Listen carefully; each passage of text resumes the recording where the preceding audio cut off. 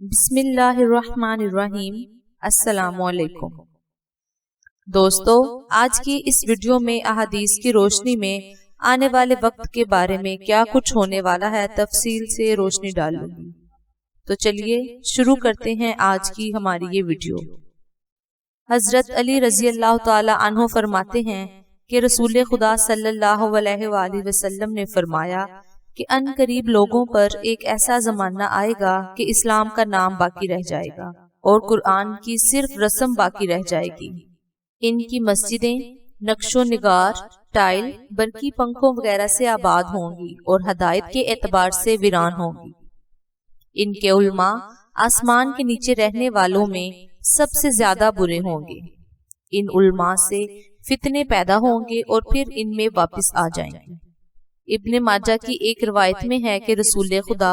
صلی اللہ علیہ وآلہ وسلم نے ارشاد فرمایا کہ میری امت میں آئندہ ایسے لوگ ہوں گے جو دین کی سمجھ حاصل کریں گے اور قرآن پڑھیں گے، پھر سرمایہ داروں کے پاس جائیں گے اور کہیں گے کہ ہم سرمایہ داروں کے پاس جاتے ہیں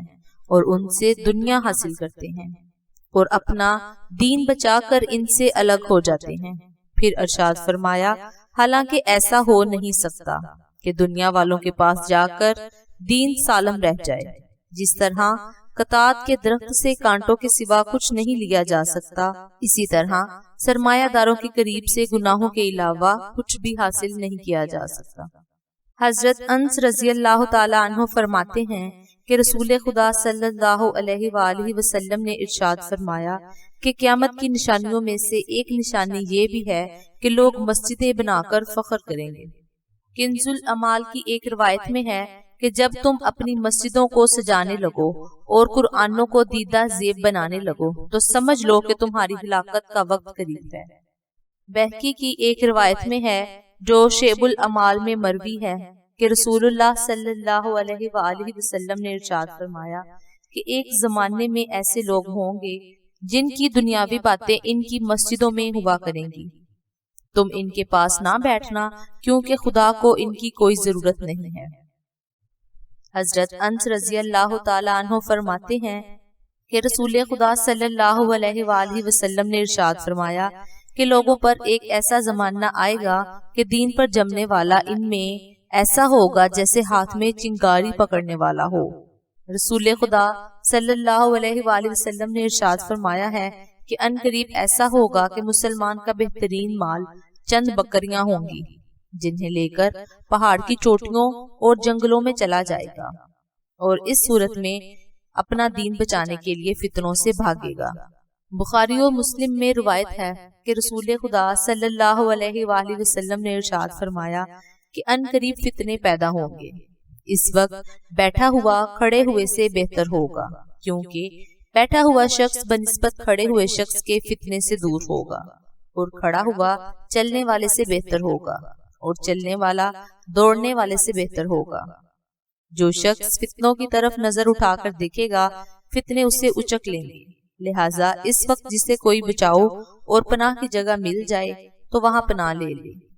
مسلم میں روایت ہے، حضرت معقل بن یسار رضی اللہ تعالیٰ عنہ سے روایت ہے کہ رسول خدا صلی اللہ علیہ وآلہ وسلم نے ارشاد فرمایا کہ قتل کے زمانے میں عبادت کرنا میری طرف ہجرت کرنے کے برابر ہے۔ ترمذی شریف میں روایت ہے کہ حضرت ابو ثعلبہ رضی اللہ تعالیٰ عنہ فرماتے ہیں میں نے رسول خدا صلی اللہ علیہ وآلہ وسلم سے ایک آیت یعنی کہ یا ایھا الذین آمنوا علیکم انفسکم لا یضرکم من ضل اذا اہتدیتم، اس آیت کا مطلب دریافت کیا تو آپ صلی اللہ علیہ وآلہ وسلم نے فرمایا کہ نیکیوں کا حکم کرتے رہو اور برائیوں سے روکتے رہو، یہاں تک کہ جب تم لوگوں کا یہ حال دیکھو کہ بخل کی عطایت کی جانے لگی اور خواہش نفسانی پر عمل ہونے لگے اور دین پر دنیا کو ترجیح دی جانے لگے اور ہر صاحب رائے اپنی رائے کو مقدم سمجھنے لگے اور تم اس حال میں ہو جاؤ کہ لوگوں میں رہ کر تمہارے لیے فتنہ میں پڑ جانا ضروری ہو جائے تو خاص طور پر اپنے نفس کو سنبھال لینا اور عوام کو چھوڑ دینا، کیونکہ تمہارے آگے یعنی آنے والے زمانے میں صبر کے دن ہیں، جس نے ان میں صبر کیا یعنی دین پر جمع رہا تو گویا اس نے چنگاری ہاتھ میں لی۔ پھر فرمایا کہ اس زمانے میں دین پر عمل کرنے والے کو ان 50 آدمیوں کے عمل کے برابر اجر ملے گا جو اس زمانے کے علاوہ یعنی امن کے دنوں میں اس جیسا عمل کریں گے۔ صحابہ رضی اللہ تعالیٰ عنہ نے عرض کیا، یا رسول اللہ، کیا ان میں سے 50 شخصوں کا اجر ملے گا؟ آپ صلی اللہ علیہ وآلہ وسلم نے فرمایا، نہیں، بلکہ تم میں سے 50 عمل کرنے والوں کا اجر ملے گا۔ بخاری شریف میں روایت ہے، حضرت زبیر بن عدی رضی اللہ تعالیٰ عنہ فرماتے ہیں کہ ہم حضرت انس بن مالک رضی اللہ تعالیٰ عنہ کی خدمت میں حاضر ہوئے اور حجاج کے ظلم کی شکایت کی۔ حضرت انس رضی اللہ تعالیٰ عنہ نے شکایت سن کر فرمایا کہ صبر کرو، معلوم نہیں آگے کیا ہو، کیونکہ کوئی زمانہ بھی تم پر ایسا نہ آئے گا کہ اس کے بعد والا زمانہ اس سے زیادہ برا نہ ہو، جب تک تم اپنے رب سے ملاقات نہ کر لو، یعنی مرتے دم تک ایسا نہ ہوگا کہ آنے والے زمانہ پہلے والے زمانے سے اور موجود زمانے سے اچھا آ جائے۔ یہ بات میں نے رسول خدا صلی اللہ علیہ وآلہ وسلم سے سنی ہے۔ مسلم میں روایت ہے، حضرت ابو ہریرہ رضی اللہ تعالیٰ عنہ فرماتے ہیں کہ رسول خدا صلی اللہ علیہ وآلہ وسلم نے ارشاد فرمایا ہے، اندھیری رات کے ٹکڑوں کی طرح آنے والے سیاہ فتنوں سے پہلے نیک عمل کرنے میں جلدی کرو۔ اس زمانے میں انسان صبح کو مومن ہوگا اور شام کو کافر ہوگا، اور شام کو مومن ہوگا تو صبح کو کافر ہوگا، ذرا سی دنیا کے بدلے اپنے دین کو بیچ ڈالے گا۔ حضرت معاویہ رضی اللہ تعالیٰ عنہ فرماتے ہیں کہ میں نے رسول خدا صلی اللہ علیہ وآلہ وسلم سے سنا ہے کہ میری امت میں ہمیشہ ایک ایسی جماعت رہے گی جو خدا کے حکم پر قائم ہوگی، موت آنے تک وہ اسی حال پر رہیں گے، ان کی مخالفت اور عدم معاونت انہیں کچھ نقصان نہ پہنچائے گی، یعنی انہیں اس کی پرواہ ہرگز نہ ہوگی کہ زمانے والوں کا رویہ کیا ہے اور زمانے والے ہمارے مخالف ہیں یا موافق ہیں۔ دوسری حدیث میں آپ صلی اللہ علیہ وآلہ وسلم نے ارشاد فرمایا کہ میری امت میں قیامت تک ایک جماعت رہے گی جس کی خدا کی جانب سے مدد ہوتی رہے گی، جو ان کا ساتھی نہ بنے گا انہیں کچھ نقصان نہ پہنچا سکے گا۔ ابو داؤد میں روایت ہے، حضرت ابو ہریرہ رضی اللہ تعالیٰ عنہ فرماتے ہیں کہ رسول خدا صلی اللہ علیہ وآلہ وسلم نے ارشاد فرمایا ہے کہ خدا تعالیٰ اس امت کے لیے ہر 100 سال کے بعد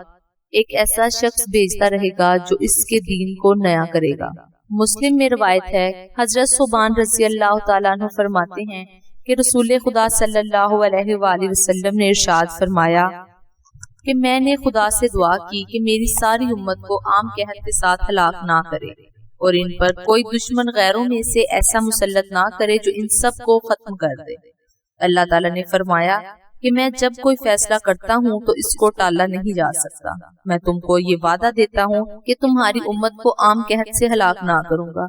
اور ان پر غیروں میں سے کوئی ایسا دشمن مسلط نہ کروں گا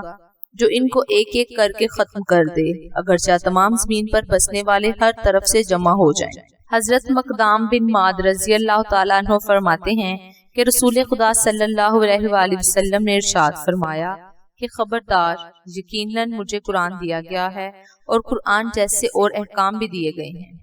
پھر فرمایا، خبردار، ایک زمانہ ایسا آئے گا کہ پیٹ بھرا انسان اپنی آرام گاہ پر بیٹھا ہوا کہے گا، بس تمہیں قرآن کافی ہے، اس میں جو حلال بتایا جائے اسے حلال سمجھو اور اس نے جسے حرام بتایا ہے اسے حرام سمجھو، حدیث کی ضرورت نہیں ہے۔ پھر فرمایا، حالانکہ رسول خدا صلی اللہ علیہ وآلہ وسلم کا حکم کسی چیز کے حرام ہونے کے لیے ایسا ہی ہے جیسا خدا نے کسی چیز کے حرام ہونے کا حکم دیا ہے۔ مسلم میں روایت ہے، حضرت ابو ہریرہ رضی اللہ تعالیٰ عنہ ارشاد فرماتے ہیں کہ رسول خدا صلی اللہ علیہ وآلہ وسلم نے فرمایا ہے کہ آخری زمانے میں بڑے بڑے مکار اور جھوٹے پیدا ہوں گے جو تمہیں وہ باتیں سنائیں گے جو نہ کبھی تم نے سنی ہوں گی اور نہ تمہارے باپ دادا نے۔ تم ان سے بچنا اور انہیں اپنانے سے بچنا، وہ تمہیں گمراہ نہ کر دیں اور فتنہ میں ڈالیں گے۔ بہقی میں روایت ہے، حضرت جابر رضی اللہ تعالیٰ عنہ فرماتے ہیں کہ ہم قرآن شریف پڑھ رہے تھے اور مسجد میں عرب کے شہروں کے علاوہ دیہات کے باشندے اور غیر عرب بھی تھے۔ اسی اثناء میں حضرت صلی اللہ علیہ وآلہ وسلم تشریف لائے اور فرمایا کہ پڑھتے رہو، تم سب ٹھیک پڑھ رہے ہو، اور عنقریب ایسے لوگ آئیں گے جو قرآن کو تیر کی طرح درست کریں گے، یعنی حروف کی ادائیگی کا بہت زیادہ لحاظ رکھیں گے، اور ان کا مقصد قرآن پڑھنے سے دنیا کا فائدہ حاصل کرنا ہوگا اور اس کے ذریعے آخرت نہ سنواریں گے۔ دوسری روایت میں ہے آپ صلی اللہ علیہ وآلہ وسلم نے ارشاد فرمایا میرے بعد ان قریب ایسے لوگ آئیں گے جو قرآن کو گانے اور نوحے کے طریقے سے پڑھیں گے اور قرآن ان کے حلقوں سے آگے نہ بڑھے گا، یعنی ان کا پڑھنا درجہ قبولیت کو نہ پہنچ سکے گا۔